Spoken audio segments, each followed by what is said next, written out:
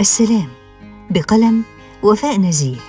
أداء صوتي إيمان طلعت.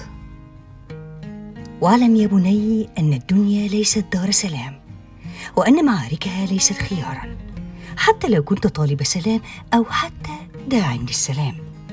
ستجد الحروب دائماً على عتبة بيتك تدعوك لخوضها.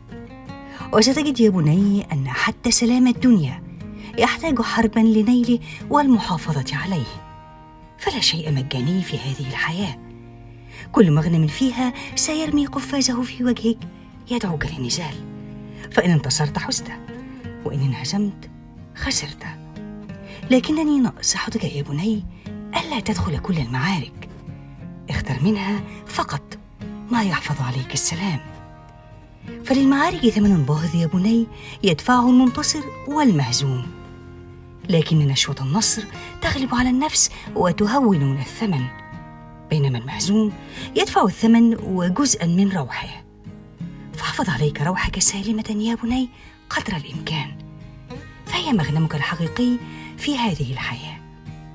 ولا تظن أن في ابتعادك عن الحروب جبن أو خسة، بل هو انتصار بلا حرب تكسب فيه ما هو أهم من الانتصار نفسه، تكسب وقتا وطاقة وجهدا.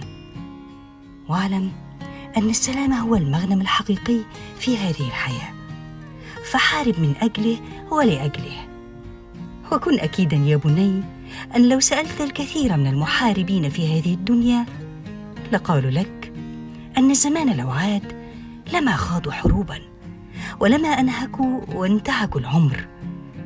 لكن الزمان لا يعود يا بني، فاغتنم سلام الآن حتى لا تندم الغد ولا تأسف على الأمس.